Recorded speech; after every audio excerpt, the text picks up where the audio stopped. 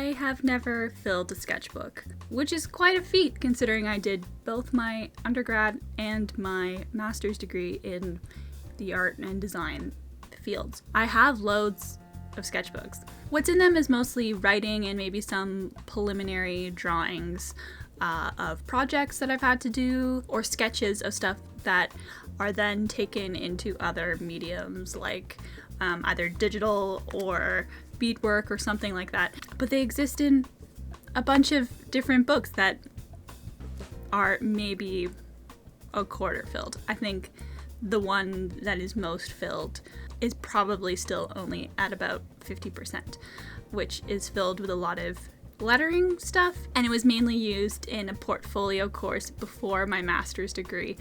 So I was producing quite a lot of stuff at the time, and now that I'm not making a lot of stuff, I don't do a lot of sketching. I have a tendency to go directly into digital, or I write it on a random piece of paper. Yeah, they're just all over the place. And then they just I don't know where they go, they get recycled or something. And sketchbooks are an amazing thing. I feel like they're best used as a place for exploration, experimentation with new mediums or new content that you want to draw, and that is where I wanted to start this adventure into creating more stuff. So, the challenge to fill a sketchbook. I tried to do it in 7 days. It didn't happen in 7 days. I started on January 21st and I finished it on February 14th. So that's about 3 weeks. So the inspiration for this project was the Sketchbook Project. I've already mailed it off, so I don't have it here. But the Sketchbook Project is a project run out of the Brooklyn Art Library, and it becomes part of its permanent collection. So they send out these sketchbooks that are then filled in by anybody, could be artists, designers, regular folk, and they fill it with whatever they want. They provide you with some themes that you can follow, and then once you're done, you send it back to them, and then it becomes part of the collection. Some are digitized, and you can look at them online. I highly recommend going to look at them. Another thing that really inspired me at the start of this was looking at a lot of sketchbook tours on YouTube. People just show you every page of a sketchbook that they have completed. And what I learned from this is that the problem with finishing sketchbook is not one that lies with me alone. A lot of artists seem to not be able to complete sketchbooks. They have tons of sketchbooks and they haven't completed them. They can span months to years of a person's life, which is quite interesting. So my sketchbook of 3 weeks seems like quite minimal, comparatively speaking.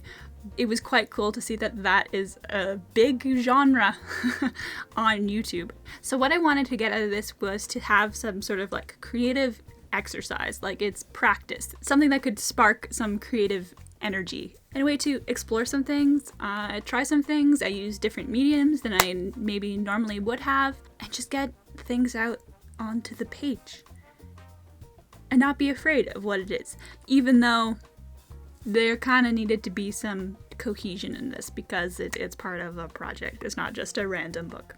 Every good goal has a plan. So my plan in order to complete this is as follows. I picked one of the themes. Then I decided I wanted to frame each spread with a different waterway. So those were referenced from Google Earth. That was sort of the framework of each page. And then with that, I would then go in with a fine liner and draw something else on top of it or with it or under it, etc. I decided on the waterways, got the reference images for each page. I was feeling good. I wanted to limit myself to one color, just the color and then the black fine liner. That did change. I added a secondary color in there. I will explain why later. Then I was going to draw a few spreads every day. Did that plan follow through? So spoiler alert, I did finish the project. The plan sort of worked. The starting point was really good. I got them all done. It was very like methodical, very like there was a pace, there was a purpose. I knew what was going on each page. When it came to doing the fine liner aspects, I didn't have a plan. And that was my downfall. It was really hard to sit down and just start drawing anything. Like I don't have a go-to theme of things that I draw. Like a lot of the people that I see online, like they're like, I draw animals, I draw people, I draw little cakes. Like they have their sort of characters. They have their world that they work in, and I like don't have a world yet. Like I have the world, which is sort of what it ended up being. Like the world is my theme. I don't like drawing people. Oh my god, don't even get me started about drawing hands. But I really like plants, so that's sort of where this whole thing went. So challenges along the way. It took me forever to start. For example, people say for running, the hardest bit is getting your shoes on. That is like the hardest mental hurdle to get through. And once you've done that, like it's easy to just like go out and run. I carried around this book for weeks. I had pens, carried them around, just had them all the time. Would open it and look at it and stare at it and draw nothing. So, I don't know where the shoes in this metaphor are, because I feel like I was just like, maybe I was just carrying around the shoes. So I didn't get it done for weeks. Like 3 weeks I was carrying it around. And then when I really sort of nailed down, like page by page, what I was going to do, it became a lot easier. And the more I did it, the easier it got. Starting off, it was really hard. Like I would sit down for a few hours and not get a whole lot done. Like it was really slow. I got a lot of it done in the last day. And that felt a lot more fluid. I wasn't thinking as much. I enjoyed the spreads much more. And then when I was done, it was satisfying because I really thought I wouldn't complete it. Like I honestly thought, I was like, this is not, I just don't know if I can do this. And I did it. Yay! That was really satisfying. And like, I was like, oh, I can do this. And I'm really excited to start a new sketchbook, but maybe not with the intention that the sketchbook is the final outcome, but that they are sort of speaking more towards larger projects, but less in the way that I have been using random sheets of paper before for other projects where I sort of sketch it down and then go straight into digital, but to have a little more of a complete part in these books that do sort of tell a story about where I am creatively over time, because they're fun. Sketchbooks are fun, guys. You should do it too. I think this was a success. I finished the book. I learned something new about myself. I need more plans and more references when I go into these things. And that it does come back to you, and it does take time, and you have to make time for it. Time with intention. Because sitting down for 2 hours and being like staring at it is, there's no intention there. I totally recommend watching tons of sketchbook tours online. They're really cool. It's really nice to see how people have like gone through different processes in order to finish their books or where they were at the time. I also recommend looking at the Sketchbook Project because it's also really cool. And it is sort of a different approach to sketchbooks because it is with a desired outcome, but it's still really awesome. And mine will be online at some point, and when it is, I'll share it. But for now, here's a sketchbook tour, my own sketchbook tour, first sketchbook tour. There'll be more, and there'll be better ones, but I think this is a nice little taste of where things will go and the limitations made it interesting, made it cohesive. But yeah, so here's the sketchbook tour. So here it is, the Sketchbook Project sketchbook. For this, I decided to focus on waterways. That was sort of the theme of it and the basis of each spread. I mainly work with acrylic pens this time, which isn't a medium that I normally use. These are Molotow. Yeah, they were good. And I also used a fine liner in a 0.3, and that was sort of all I used for this entire thing, and that was kind of my parameters for the project. Opening spread, I am awful at starting, and I never know what to do on the first thing. It feels like a lot of pressure, so I've just put my name and the theme that were, one of the themes that were recommended as part of the project. So the theme I chose was a lasting impression, and I kind of just use this page to like test out the markers, so you can see the ones I use. And I tried a green, and I didn't like it. So here's the first page, my starting point for this whole thing. These are sort of rivers near where I work, so I use them as a framing for some doodling, sort of meditative doodling. And what I really find interesting about this area is that there are lots of trees, and I really enjoy the trees. But I also really like when the leaves fall on the ground. They make sort of a pattern, especially when it's like a little bit wet and they kind of get like crushed into the pavement. And maybe that's not what most people would say about the fall leaves, their favorite part of it being crushed onto the ground. But it always, to me, looks like a really nice surface design pattern. They're oak leaves, kind of just doodled around them. So I did all of the blue first, and then I went in on each page with the fine liners. And the orange wasn't originally there. I originally intended on just doing the blue and the fine liner, and the orange came in. You'll see on a later spread why exactly the orange came in, but I do really like orange and blue as a color combination. So this is sort of like a larger outward shot of some more water, and for this I decided to do some stippling, and I really like stippling. Again, it's sort of this sort of meditative thing, because you can't do big strokes with it. You just have to like be patiently tapping away. There wasn't really much thought going into it when I started, but I was like, here we go. That's it. I don't know how you savor these things. So here is why the orange came in. I originally was still trying to do this sort of like, I'm just gonna doodle what comes to me.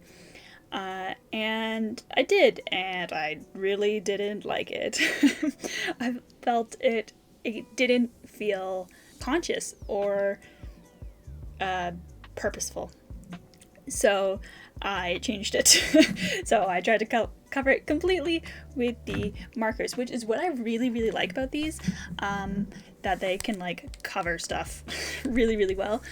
Yeah, and that sort of saturation of color that also like doesn't bleed through. Like, look at how thick that is, and it like doesn't really bleed through onto the other side. And this is not like, crazy paper or anything. Like, it's pretty basic paper. So yeah, so I just covered that entirely and then filled in this part instead with just some flowiness. So we're still into flowiness. And then, so this next spread is where the flowiness ends. But in a good way, I think. So this area is sort of where my family is from. And the water, we're still in Canada. This has all been in Canada so far. The waterways are really like expressive, if that makes sense. And they also are less affected by human intervention. The organicness of the curves what really was striking to me when I was looking at them. Like, I looked at all these on Google Earth.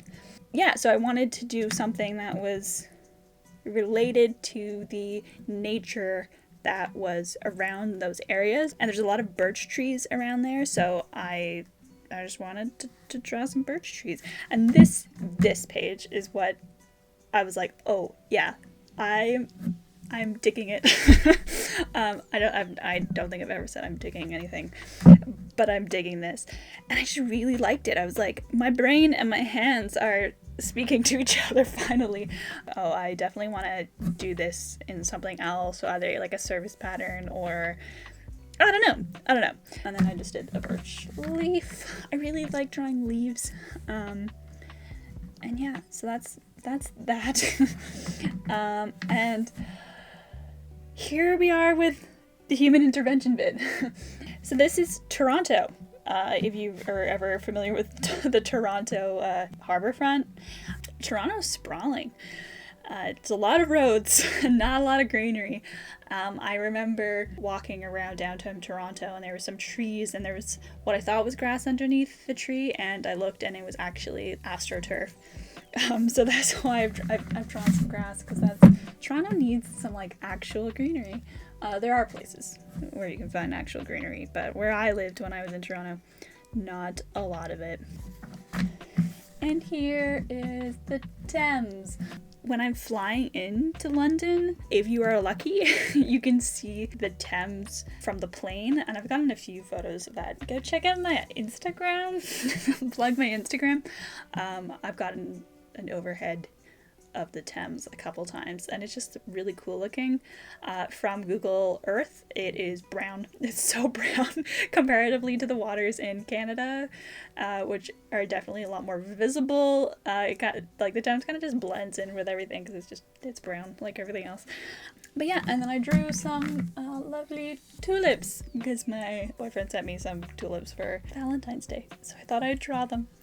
Yeah, and we met in London, so I just thought it was nice. Again, I was really vibing it. I like these leaves. I screwed this one up majorly, and we're just gonna have to accept that as a team, okay? Yeah. Here's the Regent's Canal. I used to live by the Regent's Canal. I like living by water. If this sketchbook hasn't told you anything, I lived in a nice row house. It was lovely, and the streets were lined with trees, and I really, really liked them. They had this sort of weird bark on it that looked not real, kind of, and I really loved walking around my neighborhood. And I just kept this whole thing blank because, I don't know, I felt like it. I mean, I spent most of my time north of the Regent's Canal when I lived in London, so the rest of it, I'm like, not important. Sorry for anyone that lives in South London or Central London. And here is Copenhagen, another place that I have lived and liked living. Yeah, and again, I didn't live that close to the water, but I, crossed the water all the time. And it's quite lovely. The water's quite lovely there. I really love that, star moat that they have. It always looks great from aerial views and maps and things, and so I thought I would just do a little bit of a night sky in there. And I was 21 a while ago when I lived in Copenhagen for that short period of time, and there was a lot of late nights. I spent a lot of time out. I do not do that anymore. It felt fitting. And here's Scotland, quite a big chunk of Scotland. I've never lived in Scotland, but my mother is Scottish, and I spend a lot of time there. I still spend a lot of time there. And again, is there this thing when you fly in, you just see this sort of patchwork of all the fields, and they are really random shapes, and they're on those sort of rolling hills just everywhere. And comparatively to Toronto, where everything's like a grid system, the juxtaposition of it, I really, really like. this is still in Scotland, but it's not a river. So it is the coastline. My grandmother lived on the coast. Technically speaking, this is Zell water, but I really just didn't want to fill it all in with the pen. So the pattern on this is just water on sand. I don't know what else to say about that. I think it's quite cool. There's something both natural and unnatural about it that I really like.